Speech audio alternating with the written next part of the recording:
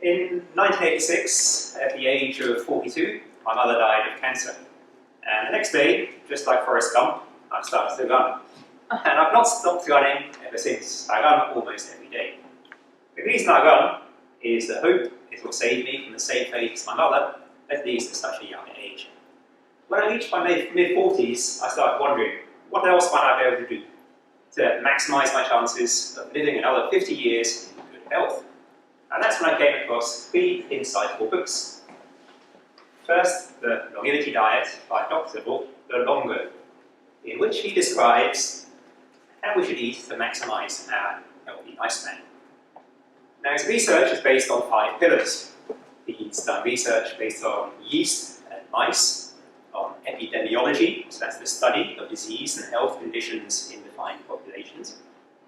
Clinical trials, so this is where he tests the hypotheses from the basic research and the epidemiology in controlled trials on randomized populations. On centenarian studies, this is a study of how people live in the blue zones, the regions of the world where they have the highest populations over 100 years old. And finally, the study of complex systems. So these are models of the complex interactions between food, cellular damage, and aging. For example, sugar causes disease, but sugar is also a vital nutrient for our bodies, and therefore sugar itself cannot be the main issue. However, too much sugar, combined with certain proteins and fats, triggers disease by activating aging-related genes, creating insulin resistance, and triggering excess sugars in our bloodstreams. Now, one of the nice things in his book is he describes how our human bodies have the innate ability to regenerate over the cellular and the organ levels through fasting, through exercise, and the right diet. But he says the big problem is that modern diets keep these mechanisms switched off permanently, leaving us prematurely vulnerable to disease and degeneration starting as early as our 30s and 40s.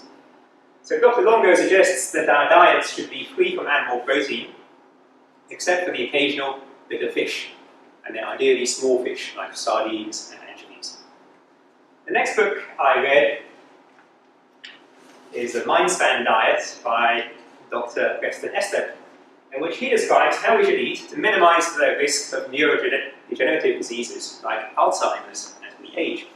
He suggests that excess iron, is the primary cause. Now, after World War II, there was a shortage of foods that contained iron, and therefore bread, cereals, and other foods start to be fortified with iron. And to this day, iron-rich foods advertise the additional iron as being a health benefit. Now, the recommended daily intake of iron is 80 milligrams, but Dr. Estep suggests we should only be consuming so much iron during the first halves of our lives, during our reproductive years up until the age of about 45. After 45, he suggests we only need 3 milligrams of iron per day, and excesses build up in our brains, clogging them up and increasing the risk of neurodegeneration. A common theme in both of these books is that the number one thing you can eat to reduce your healthy lifespan is meat. And the last book I read, a slightly different one, was called Finding Ultra by Rich Roll. Now, Rich Roll is in his early 50s and an ultra athlete. And in Finding Ultra, he describes his journey from being an Ivy League athlete to becoming an alcoholic and obese before transforming his life about 12 years ago at the age of 40 when he started to run and adopted a plant-based diet. Most fascinating is his intrepid epic 5 feat, an attempt to complete 5 full triathlons in 5 days, each on a different Hawaiian island. And he describes landing late in the night on some of the islands and not always having time to buy and prepare his normal plant-based foods. So on these days he was forced to eat what he calls vegetarian junk food. The vegetarian options at Chinese takeaway restaurants.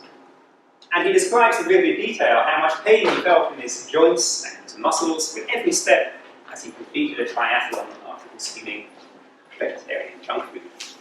But amazingly, on the last day, before completing the 5th triathlon, He'd had time to eat his normal plant-based foods, and he describes completing the 5th triathlon with minimal effort, and in many ways feeling better on the last day than he did on some of the earlier days. So in January of 2018, I adopted what's called a pescatarian diet, so that's essentially vegan plus fish, and I felt new energy levels. I've lost my afternoon slumps, and I too no longer experience muscle pain even if I run 7 days per week. Now, Pitchford, in his book, states with full confidence that an alkaline, plant-based, whole food diet is the most rapid recovery tool available to any athlete, and a key component of his success. And I experienced something similar firsthand on a recent business trip.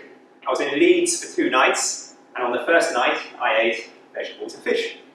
At 6 the next morning, I went for an 8-kilometre run, completed in about 32 minutes, and throughout the day I felt full of energy, no muscle pain whatsoever. But that evening we had a team-building dinner at a Brazilian steakhouse. And not wanting to be the awkward pescatarian that doesn't eat meat, I went with the flow and ate a fair amount of steak.